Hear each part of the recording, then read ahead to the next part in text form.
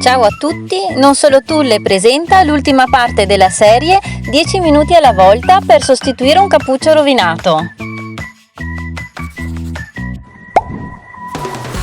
Nella puntata precedente avevamo terminato il sottopunto. Proseguiamo ora stirando il cappuccio. Ci appoggiamo all'asse da stiro per tagliare tutti i fili che sono in giro e dopo procediamo a stirare prima il contorno e dopo il centro del cappuccio.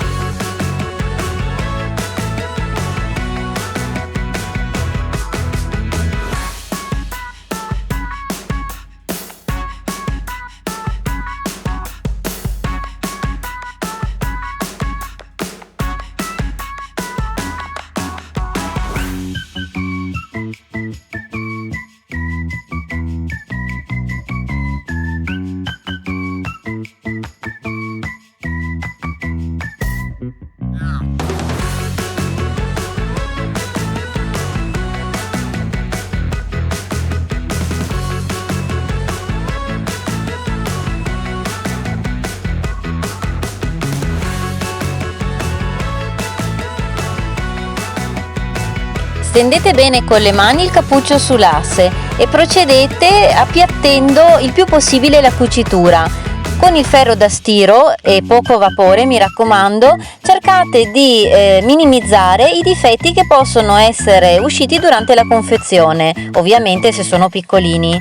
Usate sempre le mani e vedrete che i risultati non si faranno attendere.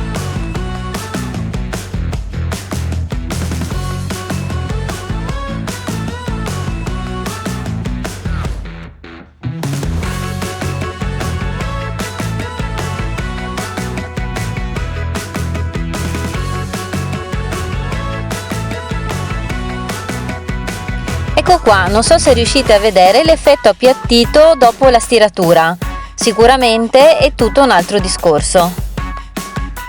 La stiratura è una parte fondamentale di tutti i lavori che farete. Senza stirare il capo durante la confezione o a fine confezione, il risultato non sarà assolutamente lo stesso. Passiamo ora a stirare la parte attaccata alla scollatura dove abbiamo fatto il sottopunto. Qui ci vorrà un po' di più di attenzione e di manualità. Dovrete muovere il ferro da stiro, la punta del ferro da stiro, dall'alto verso il basso. La cucitura col sottopunto dovrà risultare pizzicata per essere nascosta. Se la tiriamo in su, l'effetto non sarà bello. E soprattutto chi vedrà il cappuccio si accorgerà che non è stato cucito a macchina. Ecco qui un altro filo che mi era sfuggito. Tagliamo. Ora vedete come muovo il ferro da stiro. Praticamente con la punta eseguo dei leggeri movimenti circolari in modo da riuscire a distenderlo in più direzioni. Vi ricordo che un pochino di morbidezza è necessaria perché altrimenti si vedrebbe tirare il cappuccio dal lato diritto. Distendiamo per bene ora il cappuccio e stiriamolo nella sua totalità, in particolare la cucitura centrale fino all'estremità del cappuccio.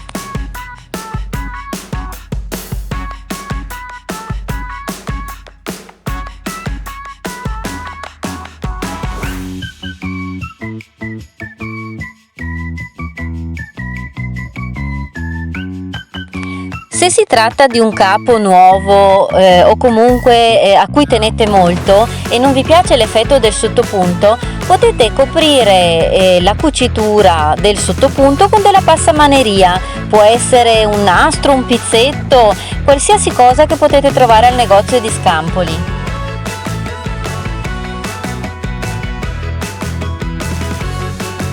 Ecco qua il cappuccio stirato, spero che l'effetto si veda. Sicuramente non si noterà che è stato sostituito.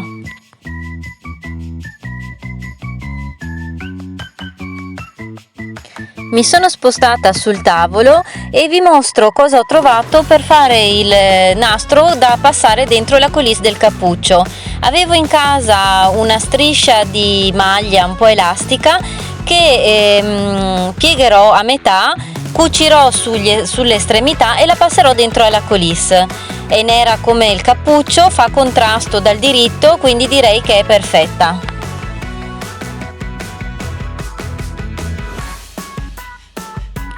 Eccoci pronti alla macchina da cucire. Iniziamo con le estremità. Piego il nastro a metà e chiudo le estremità utilizzando sempre il punto elastico, dato che la mia striscia è elastica. Chiudo per bene tutte e due le parti e procedo poi alla parte quella lunga.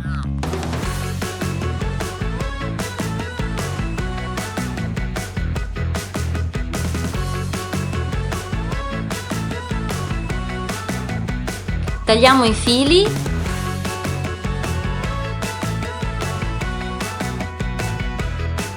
Per girare la punta infiliamo il ditino sull'angolo che abbiamo cucito e spingiamo in fuori.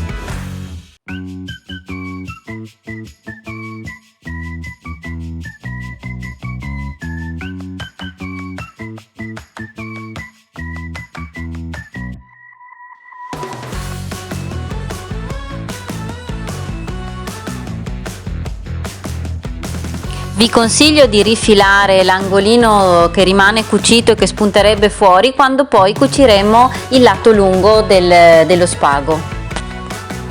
Il taglio deve essere fatto in sbiego, stando attenti però a non fare in modo che si disfi la stoffa, altrimenti la cucitura partirebbe.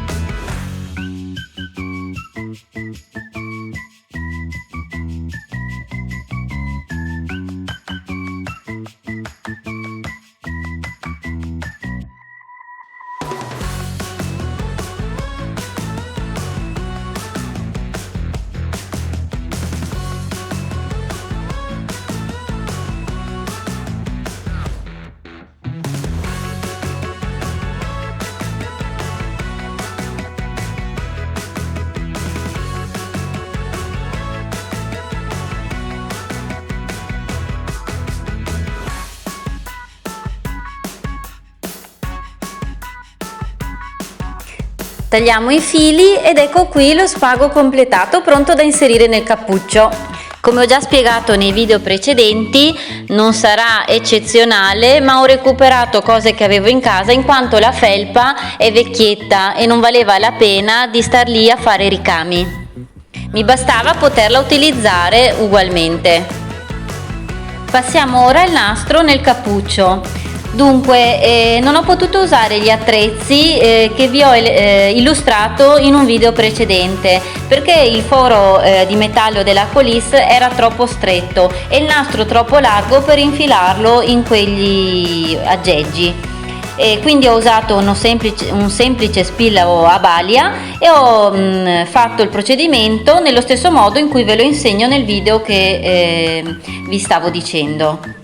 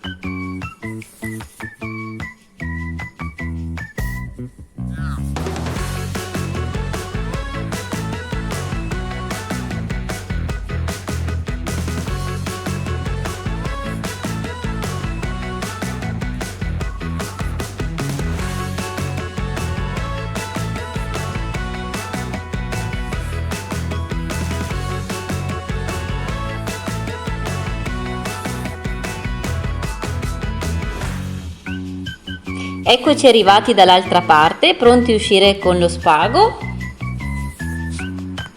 Se non avete mai fatto questo tipo di lavoro, vi lascio il link nell'info box al video dove vi insegno come passare l'elastico o il nastro e gli attrezzi con cui si può andare bene per farlo.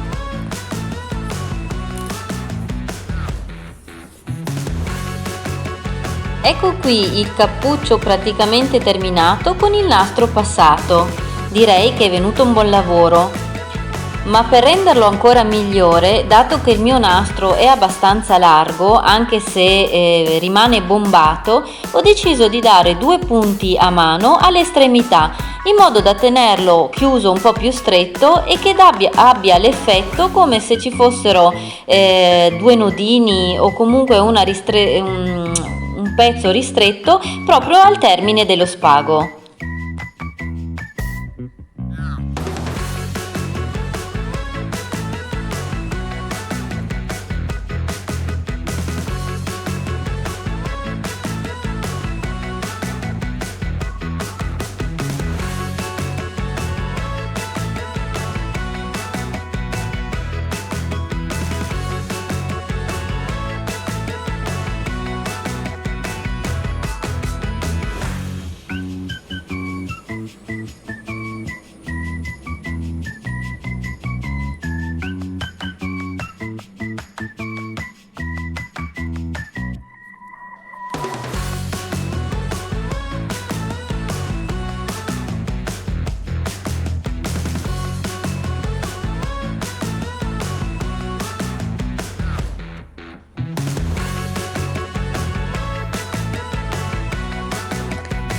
Ecco qua, questo era l'effetto che volevo ottenere perché il nastro si stringesse nelle estremità.